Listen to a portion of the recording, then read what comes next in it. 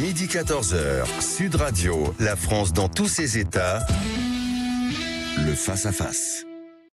Bien sûr, vous êtes bien sur Sud Radio et Perico Légas reçoit Pierre Lellouche pour les très jeunes. Je rappelle qui est Pierre Lellouche. Pierre Lellouche est une personnalité de la vie politique française qui pèse de plus en plus parce que vos avis s'avèrent de plus en plus pertinents. Vous avez été ministre, vous avez été conseiller politique de Jacques Chirac, vous avez été député de Paris, vous êtes cofondateur de l'Institut français des relations internationales et vous avez présidé l'Assemblée parlementaire de l'OTAN. Donc vous êtes habilité pour donner votre avis sur les sujets qui aujourd'hui nous perturbent et défraient la chronique. Pierre Lellouche, on vit une situation, je disais tout à l'heure, chaque jour nous réserve des surprises de plus en plus désobligeantes ou affligeantes, notamment la publication d'un message du président de la République par tweet, par le président américain, qui révèle tout ça en se tutoyant, en disant je te fais un dîner, tu reviens. Vous qui avez connu la France grande, glorieuse et puissante du temps où vous étiez parlementaire et ministre, je vais vous poser une question directe. Vos prescriptions et vos prévisions se sont révélées, hélas, très souvent exactes. Oui. Vous auriez préféré vous tromper ? Oui. Oui. C'est malheureusement la glissade, le déclin est ancien. Il a commencé, je dirais, avec la mort de Pompidou. Ah oui, ça remonte à 74. Voilà. Je pense qu'on. Donc depuis Giscard, ça commence à dégénérer. Depuis qu'on laisse filer nos comptes. Ouais. C'est-à-dire que depuis que la France n'est plus gérée. Quoi. Vous liez ça au compte de la nation. Oui, bien sûr, une nation bien gérée. La caisse est importante. C'est-à-dire, dans votre foyer comme le mien, si vous ne contrôlez pas les dépenses, la sanction tombe assez vite. La France a laissé filer, et puis après, il y a eu cette espèce de drogue qui a été l'euro. Mitterrand est passé à l'euro. C'est le rêve de Giscard, mais c'est la gauche qui a... Vous savez qu'un grand doute s'installe sur l'euro, y compris parmi les gens qui ont été des fervents défenseurs. Là, on commence à se poser la question. Les Allemands eux-mêmes disent on n'est pas très contents. Et les Français on s'est drogué à ça, parce que implicitement, c'est toujours la même rengaine en France. L'Allemagne paiera. Ce qu'on ne peut pas, nous, faire quand on était tout seul, on pouvait dévaluer. Mais il fallait quand même faire attention aux comptes. S'il y a une monnaie commune, euro ne sera pas sans prendre à l'euro. Donc on laisse filer à l'intérieur de la zone euro jusqu'au point où maintenant nous sommes devenus un problème pour l'Europe. L'Europe, c'est notre problème, mais la France est aussi le problème de l'Europe. Donc on est à un moment de jonction, de grande faiblesse française, au pire moment. C'est-à-dire qu'on vit, comme je le dis dans mon livre, le basculement du monde, provoqué par la guerre d'Ukraine, amplifié encore par l'arrivée de Trump. Donc on télescope tout ça à un moment de grande faiblesse, où les comptes sont catastrophiques et où, de surcroît, Macron a fait exploser la politique française avec une assemblée qui est paralysée, un pays qui est paralysé et qui attend le bon vouloir du président de quitter son job. Mais tant qu'il ne quitte pas son job, vous avez vu que son Premier ministre, qui a été choisi pour ça, n'a qu'un but, c'est tout le monde reste là. Voilà. Le président reste là, le Premier ministre reste là, les députés, les ministres, tout le monde a son siège, tout le monde a son salaire, ça va très bien jusqu'à la prochaine élection. Sauf que le pays est paralysé, que les entreprises françaises viennent prendre un coup de bambou terrible qui aura des conséquences qui vont encore aggraver la désindustrialisation du pays à un moment où tout se joue. La reconfiguration du monde est en train de se jouer. Et la voix de la France a beaucoup de mal à porter, voire le Mercosur, où on s'est fait enfoncer un accord international majeur, négocié depuis 25 ans, contre la vie du pays, tout ça parce que ça a été très mal géré. Ça va mal, oui. Ça va vous rééditez chez Odile Jacob Engrenage, la guerre d'Ukraine et le basculement du monde, où vous décryptez les enjeux, les erreurs, les aberrations, les bévues qui ont été commis. C'est une version actualisée. Tout s'est passé très vite. La dégradation n'a fait que s'aggraver. Vous pensez que la situation institutionnelle de la France, avec aujourd'hui ce gouvernement sans majorité, cette dissolution qui a disloqué l'Assemblée nationale, un président en fin de course qui ne peut pas se représenter et qui, malgré tout, doit tenir compte de l'article 20 qui dit que le gouvernement détermine et conduit la politique de la nation, lui semble continuer à jouer comme si de rien n'était. C'est terrible pour l'image de la France. C'est effrayant. Ah bah oui, je pense plus personne nous prend au sérieux. Plus personne. en Afrique notamment, d'où nous avons été gentiment expulsés, en Asie, où nous avons quand même une guerre civile sur les bras en Calédonie, avec les Chinois en embuscade, et où les Anglo-Saxons nous ont aimablement virés au moment de l'affaire des sous-marins à l'été 2021. Et en Europe, malheureusement, la voix porte moins, puisque on est fauché, qu'on n'a plus d'argent. Donc on a un président qui s'agite, qui parle de pour être craint, il faut être fort, pour être fort, il faut réarmer. Sauf que plus de fric, quoi. Il n'y a plus d'argent. Les seuls qui ont de l'argent aujourd'hui et qui réarment vraiment, ce sont les Allemands. Les Polonais le font grâce à notre argent, puisque c'est beaucoup de l'argent de l'Union européenne. En achetant du matériel américain très souvent. Et coréen. Hein, et coréen. Formidable. Jamais européen. Oui. Et nous, on n'a pas d'argent et ça commence à se voir. Quand on dit qu'il faut... Alors en plus, ça n'empêche pas le président de dire j'envoie des forces... Là, j'en envoie ailleurs, même au Groenland, et puis derrière, je vais augmenter. Il y aura un environnement aérien et maritime. Je veux dire, mais on parle de quoi là ? On est où ? Oui, il faut quand même atterrir dans la réalité. Je crois que on a un match de narcisse. Enfin, le président français est totalement narcissique et il essaye de survivre sur l'international. Sauf qu'il est tombé sur encore plus narcissique que lui, puisque le camarade Trump, il est vraiment dans un hubris. Incroyable. On joue pas avec les mêmes règles du jeu. On a un homme d'affaires aux États-Unis qui pense qu'il est en train de faire du business et procède au chantage. Pas que, oui, c'est ça.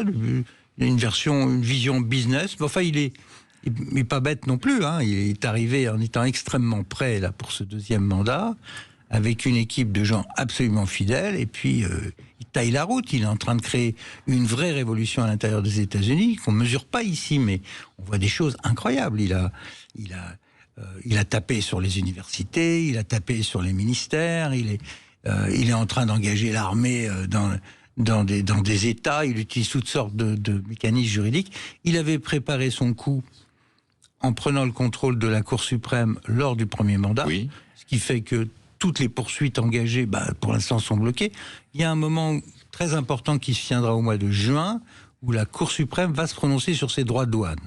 Alors si elle fait tout capoter, c'est une chose. Si elle maintient les droits de douane, alors ça continuera à être un bâton extrêmement puissant entre les mains de Trump. Pierre Lelouch, dans votre ancien engagement politique, vous avez vécu plusieurs époques, ne serait-ce qu'au sein de la droite, entre ce qu'était le gaullisme, Pompidou, Chirac, Sarkozy.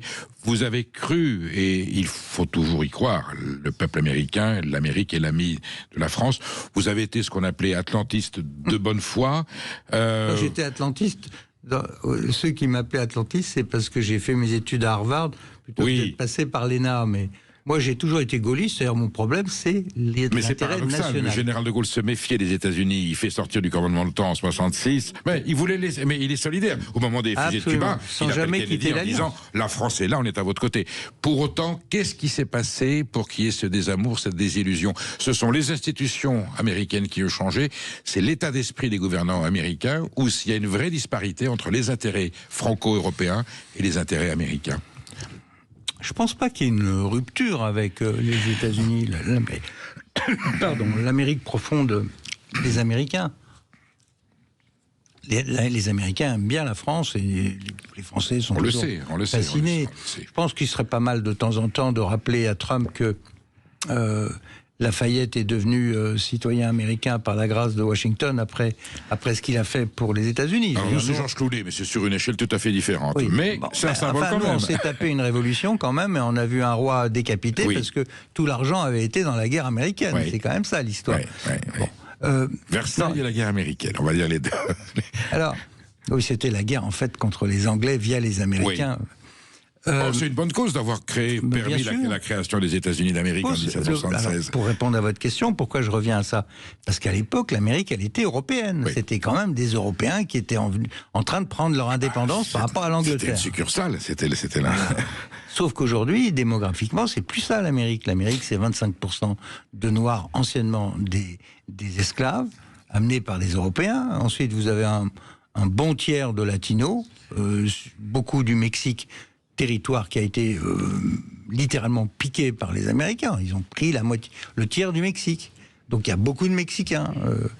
Et puis, vous avez maintenant une poussée très importante de l'émigration venant d'un peu partout, mais beaucoup d'Asie. Vous voulez dire que la créolisation marche aux États-Unis, que Mélenchon devrait y aller? Oui, il devrait, oui. Ben là, c'est vraiment une créolisation. Mais simplement, c'est dans l'ADN de ce pays que d'être un pays d'immigration. Et simplement, cette immigration, elle s'éloigne de plus en plus de l'Europe. C'est ça l'histoire. Et c'est les racines, mes anciens profs à Harvard, les Kissinger, les Brzezinski, tout ça, c'était des Européens. C'est des Polonais, c'est des Allemands, c'est des... Voilà. Beaucoup avaient servi, ils avaient fait la guerre en Europe et tout ça. Il y avait un lien. Là, Rubio est un Cubain, le secrétaire d'État. Rubio est un Cubain, et les autres ont oublié depuis longtemps les racines européennes, y compris Trump d'ailleurs, qui est d'ailleurs... lui-même d'origine allemande, mais il n'en parle jamais. C'est pas son truc. Et tous ces types autour de Trump, quand vous regardez leurs échanges qui ont été publiés, c'est quand même d'abord le mépris par rapport à la vieille Europe. Il n'y a pas d'affect. Il y a, ça compte plus trop, quoi. Le discours de Vance à Munich était très clair sur le fait qu'il y avait une... Alors là, c'est un autre aspect, c'est que l'idéologie MAGA, ils veulent l'exporter. Et à certains égards, les problèmes qu'ils ont eu à régler, on les a en Europe aussi, notamment l'immigration, le wokisme qu'on a importé, mélangé à la sauce à l'extrême gauche et écolo. Et c'est vrai que moi, je travaille beaucoup avec une équipe de gens à CNews et Europe 1 que j'aime beaucoup. Honnêtement, fermer une chaîne de télé, c'est quand même pas anodin, quand même. On va y revenir. Nous sommes avec Pierre Lelouch. Appelez-nous au 0826 300 300. Vous pouvez poser toutes les questions qui vous tiraillent aujourd'hui sur la guerre en Ukraine, sur l'Iran, sur le Groenland, sur les enjeux, sur la société de la France, sur le rôle de la France, sur l'image de la France. Pierre Lelouch est un des hommes les plus compétents, les plus avisés, et rassurez-vous, il ne parlera pas avec la langue de bois. On le voit par ses écrits. On parlera de votre édito dans le Figaro qui a été publié. Vous nous appelez au 0826 300 300. Emmanuel Galasso attend votre appel. On se retrouve dans quelques instants. À tout de suite. Sud-État. Perico Légas reçoit Pierre Lelouch. Nous débattons, à bâton fleuri et non pas à bâton rompu, la situation internationale et de la situation en France. Pierre Lelouch, vous venez de publier une tribune dans le Figaro. Vous envisagez le scénario de l'affrontement en disant qu'il faut résister. Je rappelais tout à l'heure en humeur qu'en 1942, le général de Gaulle demande à l'amiral Muselier de prendre possession de Saint-Pierre-et-Miquelon, qui était dépendant de Vichy, au risque que les Allemands s'en emparent. Et le général de Gaulle dit à Muselier, on prend Saint-Pierre-et-Miquelon dans la France libre. Il prévient les États-Unis et il dit à l'amiral Muselier, si un bateau américain s'approche, vous tirez. C'est une attitude gaulienne, ça, qu'il faudrait avoir aujourd'hui. Oui. Je crois qu'on ferait bien de se rappeler Macron aurait dû, peut-être, et d'autres aussi... Il y a un proverbe amérindien aux États-Unis, canadien, qui dit que donner du miel au grizzly ne protège pas de ses griffes. C'est un proverbe huron, je crois, il me semble. Alors le problème du miel et le grizzly, il est là, et ça fait 1 an que on fait de la contorsion, on fait de la génuflexion, parfois la plus servile. Quand vous voyez le secrétaire général de l'OTAN lors du sommet du mois de juin l'année dernière appeler le président américain Daddy, tellement ils avaient peur qu'il s'en aille, ils étaient tétanisés. Après, il y a eu le sommet, il y a eu cette visite honteuse de Madame von der Leyen à Turnberry, le club de golf appartenant à Monsieur Trump en Écosse, dans lequel elle dit qu'elle a signé un accord économique formidable. Les droits de douane américains sont multipliés par 5, donc on va payer 15%, eux 0, nous 15, formidable. Et en plus, elle en prend pour 1350 milliards d'euros, excusez-moi, d'achat de gaz et d'investissement aux États-Unis. Au lieu de mettre cet argent chez nous, non, on va enrichir le Trésor américain. Monsieur Tusk, le Premier ministre polonais, avait même dit à cette occasion sur un ton humoristique, je ne savais pas qu'elle était encore membre du gouvernement allemand, je pensais qu'elle était présidente de la Commission européenne. C'est affolant. Après, il y a eu Anchorage, rappelez-vous, oui. Le sommet inventé à la dernière minute par Trump, et bien sûr, Poutine est suffisamment malin pour y aller, lui vendre sa version de la paix, que reprend tout de suite Trump. Il est ravi, la Poutine. Vous avez vu le message qu'il a envoyé hier, en disant s'il prend le Groenland, ce sera un grand homme. En parlant de Trump. Formidable. Poutine doit rigoler beaucoup de ce qui se passe. Mais enfin, je dis ça avec ironie, mais en même temps, le moment est grave, parce que si l'Europe se plante, tout le monde regarde. Pierre Lelouch, est-ce qu'on pouvait dire... Attendez, oui, je voudrais juste revenir, parce qu'après Anchorage, il y a eu cette photo qui, moi, je l'aurai jusqu'à la fin de mes jours, c'est la photo du bureau ovale avec Trump pris dans son dos.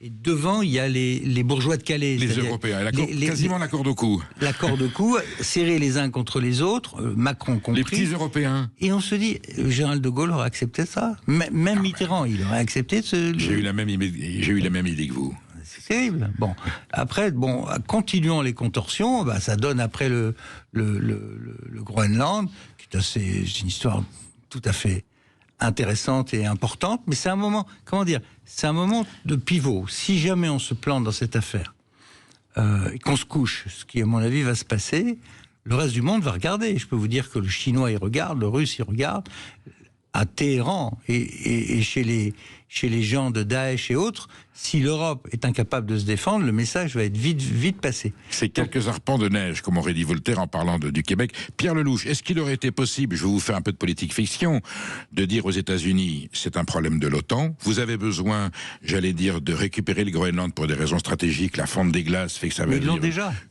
Oui, mais alors, c'est l'OTAN qui s'en occupe. Ne prenez pas possession du Groenland, le Danois garde Nuuk, la capitale, mais le reste du territoire, si vous voulez, l'OTAN aménage un rempart avec une installation d'armes qui protège les États-Unis, mais c'est au nom de l'OTAN. Est-ce qu'on aurait pu lui proposer ça? Est-ce qu'il aurait pu accepter, au lieu d'aller tout de suite dans la confrontation, j'envoie 11 chasseurs alpins, et d'essayer de voir si c'était pas un problème qui relevait de l'OTAN et de redonner via l'OTAN? L'OTAN est morte, là, vous êtes d'accord, s'il y a une confrontation? S'il y a une confrontation, oui. D'ailleurs, la première ministre danoise l'a dit. Imaginez une situation où des soldats européens feraient face à des soldats américains qui sont supposés protéger l'Europe. On a un moment de rupture. Alors vous avez vu la menace, ça ne sera pas finalement une confrontation militaire, ça serait 200% sur le Champagne. C'est hallucinant quand même. On est quand même dans une situation théâtrale. La menace douanière par rapport aux enjeux stratégiques territoriaux. Le monde est devenu fou, là, Pierre Lelouch. Alors écoutez, oui. À l'ouest, ils ont les mots maximum. Hein. Je crois que les gens ont perdu pied. Il y a intérêt à... Mais c'est ça qui m'inquiète. J'ai consacré l'essentiel de ma vie à étudier les relations internationales. C'est pour ça que je vous pose la question. Là, ce qui me fait peur, c'est qu'on est dans une situation où si quelqu'un fait une erreur de calcul, ça dérape. Ça part dans tous les sens. Les règles internationales ont été démolies et par Poutine avec sa guerre en Ukraine, et par Trump qui a systématiquement cassé toutes les institutions internationales. Donc il n'y a plus de règles. Est-ce qu'on pouvait faire autre chose que de se mettre Poutine à dos? Quand Fabius, déjà au moment de la série, insulte quasiment le président russe, est-ce qu'on pouvait, de l'Atlantique à l'Oural, reprendre des principes gaulliens? Alors, le régime de Poutine est problématique, mais est-ce que se couper avec la Russie, en faire un ennemi, alors que les États-Unis sont en train de nous lâcher, est finalement un choix stratégique aberrant? C'est ce que j'ai mis dans mon livre. Cette guerre aurait pu être évitée. Elle aurait pu être évitée, elle aurait dû être évitée. Parce que c'est une longue histoire, la guerre, la tension entre l'Ukraine et la Russie, ça n'a rien à voir avec, contrairement à ce qu'on dit de tous les imbéciles qu'on a vu défiler dans les plateaux télé avec des militaires. C'était, on a habillé cette affaire avec le prisme de Hitler d'un côté, Churchill de l'autre. Ah oui, bien sûr. Donc c'était, on rejouait la Deuxième Guerre mondiale, la Tchécoslovaquie, et allons-y. Et Staline à Moscou, et Hitler, voilà.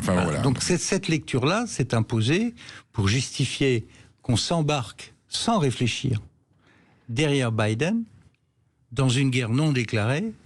Les mots ont un sens. Une guerre non déclarée entre l'OTAN et la Russie.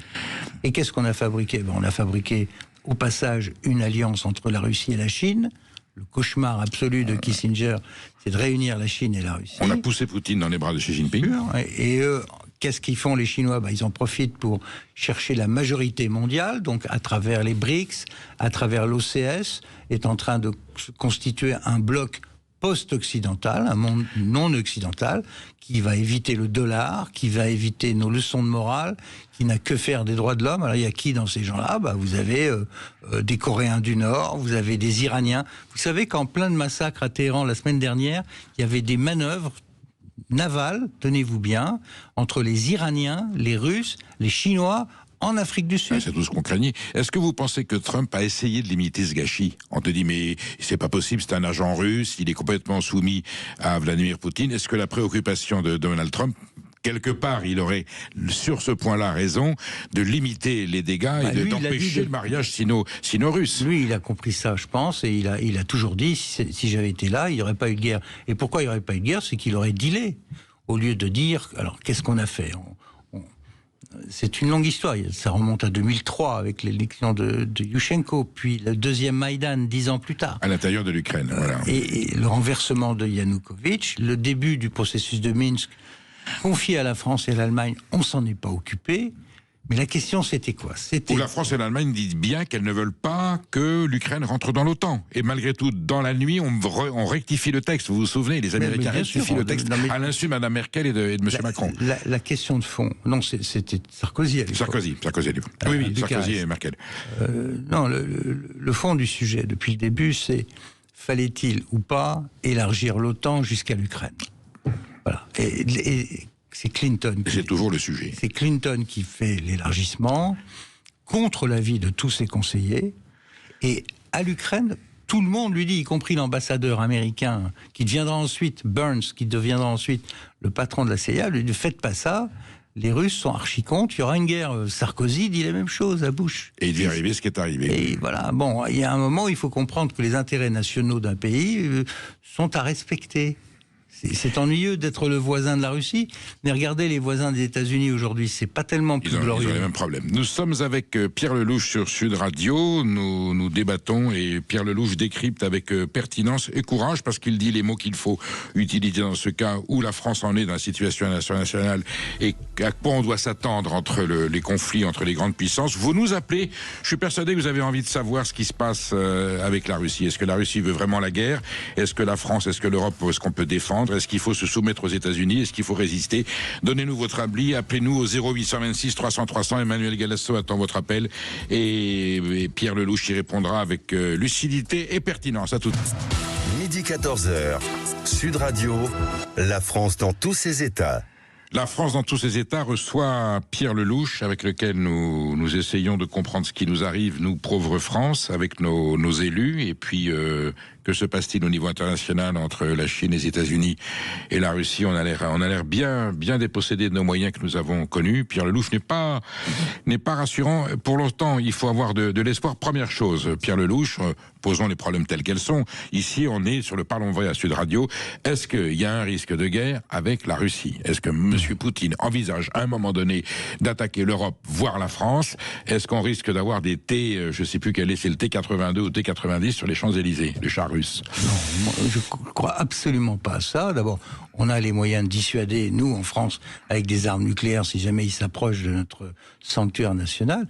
Deuxièmement, il ne tient qu'à nous de signaler qu'on va résister. Donc, c'est une affaire de dissuasion en rapport de force. Si tout le monde continue à désarmer, heureusement, ça change en Allemagne. En France, on aimerait bien réarmer, il faut trouver l'argent. Mais bon, en gros, si les 3 ou 4 grandes puissances européennes décident de réarmer, il ne bougera pas, le Russe. Pourtant, c'est une hypothèse qui nourrit beaucoup de discours alarmistes. Hein. Oui, mais c'est ça qui me... On regarde l'Oural, on ne regarde pas les Rocheuses. C'est ça qui me fait peur, c'est ces discours sur le thème la guerre dans 3 ans. Avec des généraux à la retraite, notamment, je vous signale. Ou d'actifs, comme le chef d'état-major français. Alors oui, j'allais vous poser la question. Il faut se préparer à perdre ses enfants. L'anglais a dit la même chose, le polonais... Quel est le but, là, Pierre Lelouch ? On cherche quoi quand on dit ça ? J'espère qu'il ne cherche que de l'argent pour le budget de la défense. Bon. Mais pour le reste, je ne sais pas trop à quoi ça sert. En fait, ça fout la trouille plutôt que de remobiliser les gens. Il faut expliquer aux gens qu'on est en train de vivre. C'est ce que j'essaye de faire. C'est pour ça que je suis ici. Nous sommes en train de vivre un basculement du monde. Voilà, vous le dites bien dans votre livre, Engrenage. Voilà, le monde est en train de changer. Nous, Européens, nous avons été biberonnés presque tous ceux qui vivent en Europe aujourd'hui ont moins de 80 ans, donc ça fait 80 ans qu'on est biberonné à la sécurité américaine gratuite. Les Américains disent maintenant, ça nous intéresse plus trop. Et deuxièmement, on peut plus assurer votre sécurité et celle des Asiatiques. C'est ce que dit Vance. Et il a raison. Il a raison. L'industrie d'armement, le budget même à 1500 milliards que Trump demande pour l'année prochaine ne suffisent pas à faire 2 guerres en même temps, l'une en Europe, l'autre en Asie. Donc il est en train de dire aux Européens et aux Asiatiques, aux Coréens, aux Japonais, prenez-vous en main. Ok, bien. Alors, soit on se prend en main, soit on se prend pas en main. Il est évident que si les Européens décident de se liquéfier dans la facilité d'oublier qu'ils étaient des grands pays et des grandes puissances, là on va attirer toutes sortes de prédateurs. Le russe peut-être, les Chinois pour nous inonder de toutes sortes de choses, et les islamistes, qui aussi veulent prendre le contrôle de l'Europe. Bien sûr. Donc attention à ne pas nous découvrir. Voilà, c'est des choses très simples. Maintenant, ce basculement, il a des conséquences énormes. Il faut qu'on soit capable de réfléchir à une Europe sans l'OTAN. C'est pas écrit dans les livres, dans la Bible, que les Américains vont assurer, après avoir fait 80 ans, ils vont encore faire 80 ans. Personnellement, j'en doute, vu l'évolution de la démographie américaine qui s'éloigne de l'Europe. On disait un mot tout à l'heure. Bon, ensuite, s'il n'y a plus d'OTAN, quelles conséquences pour l'Union européenne, qui est assise sur la sécurité américaine? Quand on enlève la sécurité américaine, qu'est-ce que ça veut dire pour l'Union? Est-ce que ça va être l'Union de Madame von der Leyen qui rêve d'une fédération à 40? Alors là, c'en serait fini de la France, point barre. Ou bien est-ce que c'est une confédération rassemblés, mais avec un noyau dur, les 6 premiers, les quelques-uns qui peuvent déterminer le destin de ce qui va rester d'Europe, c'est-à-dire quand même un continent sur le déclin démographique. Mais les Russes aussi sont en déclin démographique. Et demain, les Chinois de plus en plus. Donc, ce monde-là va être plus complexe, moins garanti que sous l'époque des Américains, encore qu'il y avait des tensions régulière entre l'Europe et les États-Unis, mais il y avait ce bouclier qui était là et qui était rassurant et qui permettait aux Européens de faire autre chose que de la défense. Vous êtes comme le duc de la Rochefoucauld-Liancourt à qui Louis XVI, le lendemain du 14 juillet, dit c'est une révolte. Non, sire, c'est une révolution. Une révolution. Et vous êtes en train d'annoncer des bouleversements assez graves. Pour autant que vous laissez espérer dans votre ouvrage et dans vos autres écrits, il y a une solution. Mais il faudrait peut-être la prendre dès maintenant. C'est-à-dire qu'il faut le repenser tout de suite. Il faut qu'il y ait l'Europe, les relations internationales. Tout ça est encore jouable. Bien sûr, mais le problème, c'est la qualité des hommes qui dirigent. S'ils ont conscience ou pas, s'ils ont le courage ou pas. Mais si on continue à se laisser dériver dans la facilité, dans les déficits, dans la séquence... Vous savez qu'ils réfléchissent en séquence. Oui, en séquence de communication, la semaine prochaine, quoi, l'élection suivante, les municipales, ce qui se passe. Si on réfléchit donc c'est comme le doigt ça... mouillé, c'est la politique du doigt mouillé total. D'où vient le vent. D'où vient le vent, et puis le moins d'ennui possible. Donc on veut pas voir, on cache les choses, on cache les chiffres sur l'immigration, on cache l'impact de l'immigration sur la démographie déclinante de la France. Quels sont vos chiffres à vous, Pierre Lelouch? Vous avez toujours été très précis et très courageux sur les chiffres. Les chiffres, ils n'ont jamais été démentis. Ce que j'ai dit, et je le redis, il y a maintenant un observatoire de la démographie et de l'immigration qui fait du très très bon travail, d'après les sources J'en ouvertes. recevais le directeur l'autre jour. Les sources ouvertes. Bon, quelle est la réalité? Vous avez en gros un tiers des gens en France qui sont issus de l'immigration. C'est pas rien, c'est plus le même peuple. Si vous regardez un film des années 50 et vous regardez aujourd'hui la rue parisienne, c'est un autre peuple. Oui, oui, même années 60. C'est impressionnant. Impressionnant le changement. Pour autant, on peut en faire d'excellents Français si l'école fonctionne. Entendu. Simplement, à l'intérieur de ça, il y a quand même un groupe qui s'appelle l'islam. Il faut là aussi pas se cacher derrière son petit doigt. Il y a un problème avec l'islam, parce que l'islam est plus qu'une religion, c'est un gouvernement total des hommes. Alors, est-ce qu'ils acceptent? Est-ce qu'il y a des gens en France qui vous expliquent que l'islam se met au-dessus des lois de la République? Donc quand vous rentrez dans cette dynamique et que vous avez des élus français qui vous expliquent comme ce week-end, qu'une élection municipale doit se jouer en fonction de la race et que les racisés doivent gouverner les villes où ils sont majoritaires, là on change de monde. Quand vous avez un président de la République qui vous dit « Attendez, je vais vous faire un truc sur les diasporas et les racisés », ça veut dire que la France c'est une juxtaposition de races et de religions différentes. Mais monsieur le président, regardez l'article 1 de la Constitution. La République française, elle est une et indivisible. Vous savez bien. Si on part dans le grand n'importe quoi, on va accélérer des choses très graves. Vous savez bien, Pierre Lelouch, qu'il n'y a pas de culture de française. Il y a la culture de la France. Bien sûr. Pierre Lelouch, nous avons Julien qui nous appelle de Viry-Châtillon. Bonjour Julien. Bonjour Perico, bonjour Pierre Lelouch. Julien, vous êtes inquiet? Bonjour Julien. Vous êtes inquiet, ce qui se passe et en France et dans le monde? Alors, globalement, individuellement, je ne suis pas inquiet. J'allais dire que je suis plutôt inquiet d'une manière globale et générale. Mais je pense qu'en fait, les Français se mettent volontairement dans une position de soumission, alors qu'ils auraient tout à fait moyen de faire pression face aux Américains. Je pense qu'aujourd'hui, la question, elle est là, c'est qu'en fait, la France n'a plus sa fierté. Elle s'assit sur ses intérêts, elle s'assit sur ses idéaux, sans aucune volonté de se combattre. En fait, nous avons des présidents qui ont tous fait partie du Young American Leader, c'est-à-dire en fait littéralement formés par les Américains pour nous gouverner. Et j'ai envie de vous dire, si on a des traîtres à la tête du pays, forcément ça ne peut pas bien aller. On peut pas, et forcément notre ennemi aujourd'hui, c'est les États-Unis. Donc Julien, vous êtes en train de dire, en des termes déguisés, qu'on est dans une forme de collaboration avec les Américains, une soumission. Je suis pas sûr que Pierre Lelouch... Non, je dirais que le vrai problème de notre soumission, c'est qu'on a délégué énormément de pouvoir à quelque chose qui s'appelle l'Union européenne. Et regardez ce qui s'est passé sur le Mercosur, là il n'y avait pas d'États-Unis en jeu, il y avait des pays d'Amérique latine. Et puis il y avait les Européens. Sauf qu'on a délégué les pouvoirs sur l'agriculture comme sur le commerce extérieur à la Commission de Bruxelles. Et dès lors que vous signez un mandat, ils négocient à votre place. Et la variable d'ajustement a été l'élevage et donc une partie de l'agriculture française, celle qui a mal et celle qui a protesté.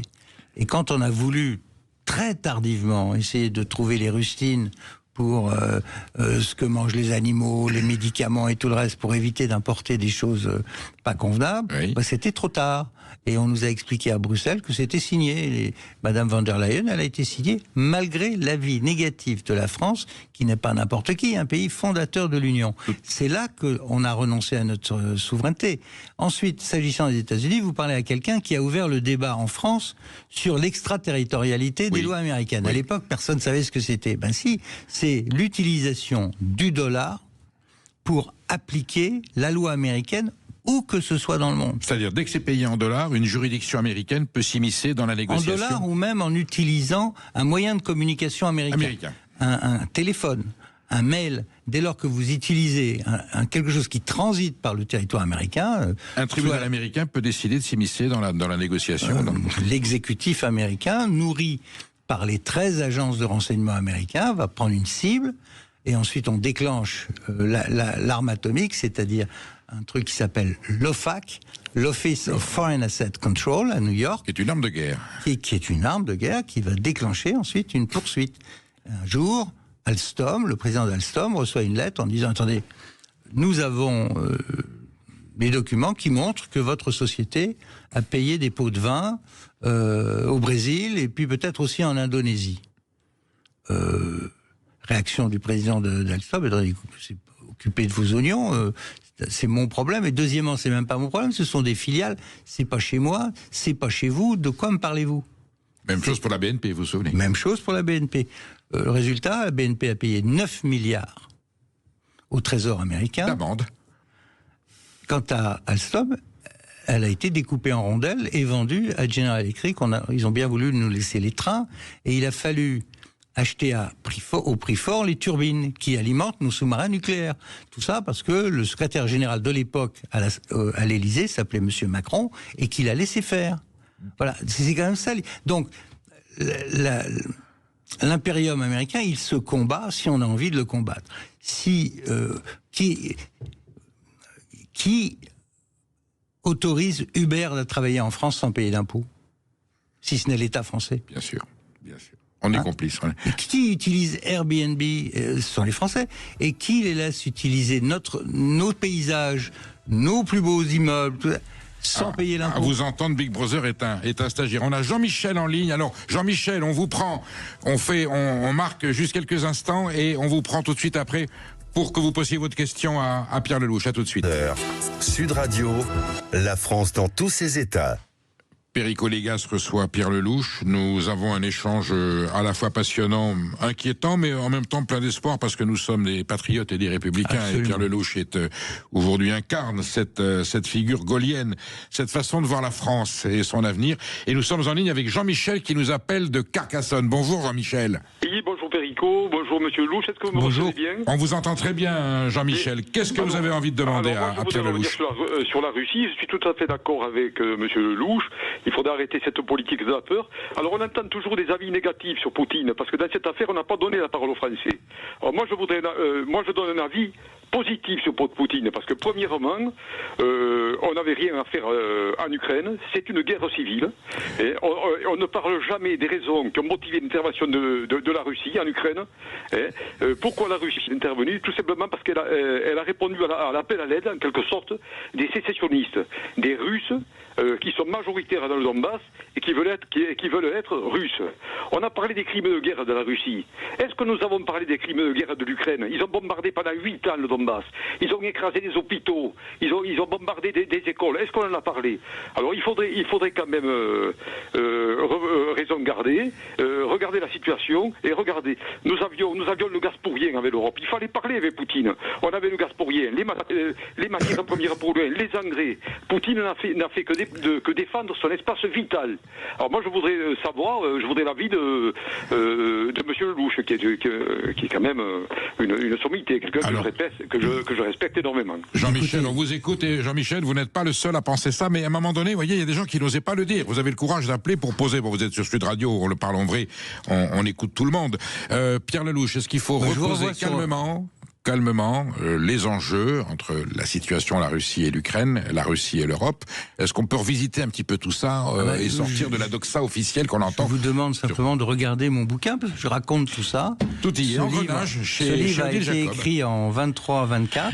Là, il vient de ressortir de façon... En édition actualisée. C'est un document historique, ce que vous faites. Et un mode d'emploi en même temps d'actualité. Il faut savoir que ce livre a été blacklisté dans toute la presse dite progressiste, celle contrôlée par le pouvoir, toutes les chaînes publiques, radio. Il y a une omerta obligatoire sur le bouquin, ce qui n'a pas empêché qu'il soit largement diffusé et vendu, donc je me plains pas, mais ça franchement... lui a rendu service, cette omerta lui a rendu service. Non, parce que j'aurais aimé avoir un vrai débat, parce que vous voyez, Jean-Michel, il dit, mais est-ce qu'on peut pas avoir un débat là-dessus? Il viendra, Pierre Lelouch, il viendra. Qu'est-ce que je raconte dans ce livre? Je raconte l'histoire. Cette guerre, c'est une guerre de sécession, et j'appelle la guerre d'Ukraine, parce que c'est la sécession de l'Ukraine. Et je remonte à l'histoire. L'histoire, elle est vieille de 900 ans. Et il faut savoir que l'Ukraine n'a existé que lorsque le pouvoir russe s'est effondré, soit dans la guerre, soit dans la révolution. La première fois, c'était en 1917. La deuxième fois en 1941, quand les Allemands sont rentrés en Union soviétique. Et la troisième fois en 1991, quand la Russie a explosé. Là, on a vu renaître le nationalisme ukrainien et l'Ukraine. Avec cette question de fond, à qui ça appartient? Les Russes disent ça doit rester dans ma sphère d'influence. Et puis, avec l'élargissement de l'OTAN, l'idée est venue qu'il fallait inclure l'Ukraine dans l'OTAN. Avec ce paradoxe que le royaume de Kiev était en plus à l'origine historique de la Russie. Tout ça extrêmement lié. Avec la même religion au départ, avec le même lieu de naissance, avec énormément de mariages mixtes entre Russes et Ukrainiens. Donc, quelque part, c'est en effet une guerre civile qui a été prise dans l'affrontement entre l'Amérique et la Russie à partir des années 2000, parce que tant que, dans l'immédiat, juste après la révolution de 91, et quand l'URSS était effondrée, après la chute du mur, il y a eu une dizaine d'années où les relations allaient très bien. L'Ukraine est devenue indépendante, mais malgré les velléités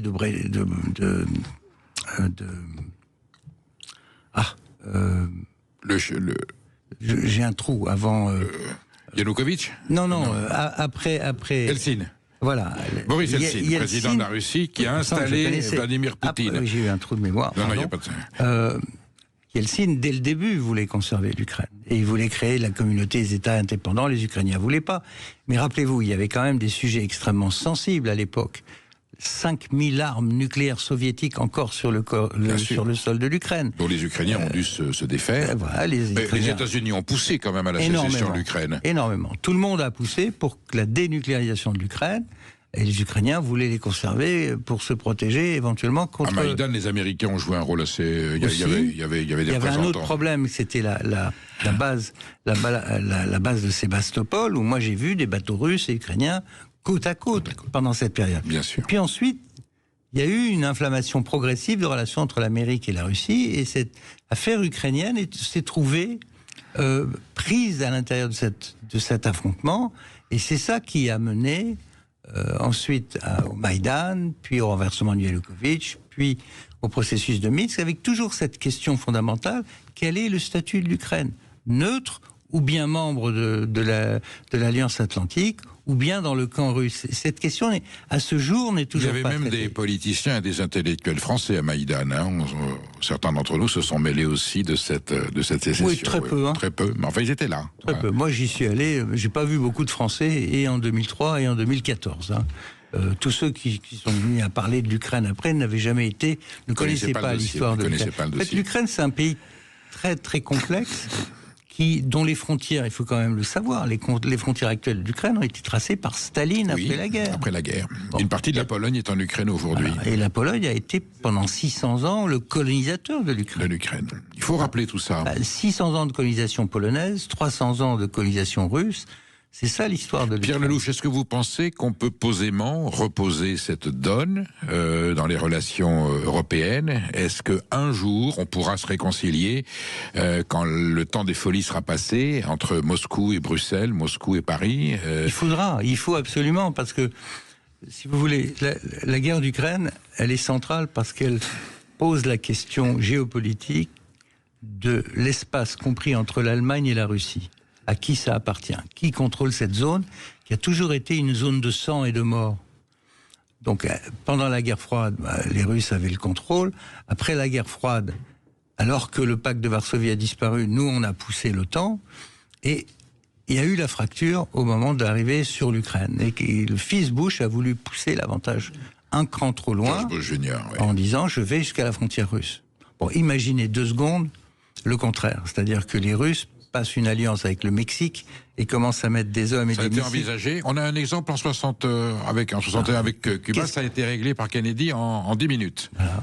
Et la France a été solidaire des États-Unis. Voilà. Donc la question qui est posée dans cette négociation, qui pour l'instant est interrompue, c'est la neutralité de l'Ukraine et puis les mesures de sécurité qui doivent accompagner l'accord pour éviter que ça redémarre, sachant que des deux côtés, il y aura des tensions. Donc c'est très compliqué, mais il faut reconstruire, bien sûr, un système de sécurité en Europe qui soit pacifique. La Russie ne va pas déménager, donc nous avons perdu une tonne d'argent en quittant la Russie à cause de la guerre, une tonne d'argent, 20 ou 25 milliards d'euros d'investissement, construit de longue date. Pierre Lelouch, merci d'avoir été avec nous aujourd'hui sur Sud Radio. Vous êtes évidemment appelé à revenir pour continuer à décrypter. Je rappelle le titre de votre ouvrage, Engrenage, la guerre d'Ukraine et le basculement du monde, dans lequel vous décryptez et vous révélez des choses que certains n'aiment pas entendre, mais pourtant qui sont des vérités historiques et stratégiques. C'est une édition actualisée chez Odile Jacob. On peut donc continuer à vous lire. Et puis je vous dis à très bientôt. Merci beaucoup. Et quant à nous, je vous dis à demain. Et là, nous allons avoir Brigitte Lahaye qui va certainement nous entretenir sur des sujets plus apaisants des sentiments et de l'amour.